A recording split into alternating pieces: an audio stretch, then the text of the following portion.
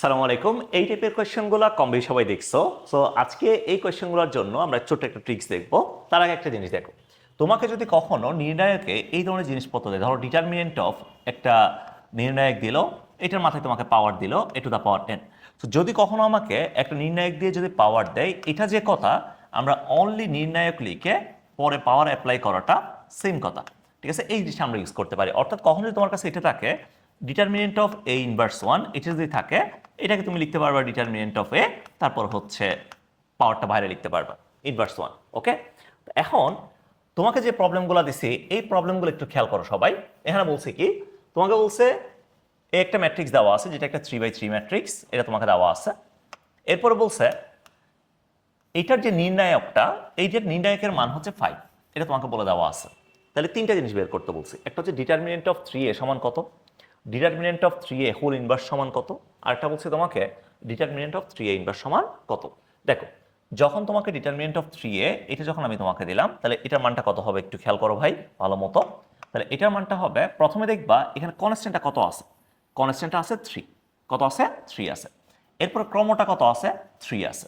তো আমরা যেটা করব, প্রথমে আমরা কনস্ট্যান্টটাকে নিব, অর্থাৎ এখানে যে কনস্ট্যান্টটা আছে এটাকে আমরা নিব, তাহলে 3 কে নিলাম। এরপর ক্রমটা কত আছে 3 আছে, তাহলে কনস্ট্যান্টের মাথায় যাবে ক্রম, কনস্ট্যান্টের মাথায় যাবে কি ক্রম যাবে। অর্থাৎ এখানে যদি 2/2 থাকতো তাহলে মাথায় 2 যাইতো, 4/4 থাকলে মাথায় 4 যাইতো, ঠিক আছে? তাহলে কনস্ট্যান্টটা নিলাম প্রথমে, এটার মাথায় দিলাম ক্রমটাকে, ইনটু ইনটু ডিটারমিনেন্ট অফ এ, অর্থাৎ এটা মান আসবে কত 3 cube into determinant of A সমান কত 5, ঠিক আছে? এখান থেকে যেটা আসবে এটা আমাদের অ্যান্সার, শেষ। এরপর যদি তোমাকে এটা দেয় ডিটারমিনেন্ট অফ 3a ইনভার্স 1, এটা যদি তোমাকে দেয় তাহলে এটা কিভাবে করবা, এটা সিমিলার, এখানে জাস্ট তোমাকে হচ্ছে ইনভার্সটা দিছে তাই না? তো একটু আগে আমরা দেখছি এটা মানে হচ্ছে 3a হোল ইনভার্স, এটা আমরা জানি। তো এখান থেকে আমরা লিখতে পারি এটা সমান 1 divided by determinant of 3a, এটা লিখতে পারি। তো আমরা তো ডিটারমিনেন্ট অফ 3 একটু আগে বের করছি তাই না? তাহলে এটা সমান লিখতে পারি কত 1 বাই কনস্ট্যান্টটা 3 আছে, ক্রম কত আছে 3, তাহলে ইনটু ডিটারমিনেন্ট অফ এ, এটা হচ্ছে আমাদের অ্যান্সার। কথা বুঝতে পারছো ভাই?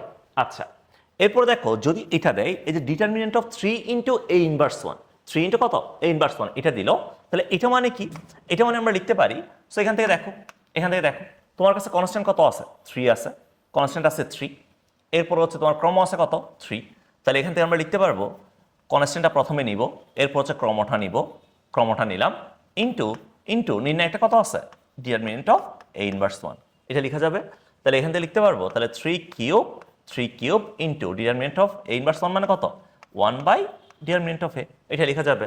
ইনভার্সটাকে বাইরে বের করে দিয়ে তাহলে এখান থেকে লিখতে পারবো 3 cube into 1 by determinant of A সমান কত ভাই, এটা সমান হচ্ছে 5, তাহলে এটা হচ্ছে আমাদের অ্যান্সার। কথা বুঝতে পারছো? তাহলে এই টাইপের যে প্রবলেমগুলো আছে এগুলো পরীক্ষায় অনেক অনেক অনেক বেশি আসে, এটা একটু ভালো মতো দেখিও।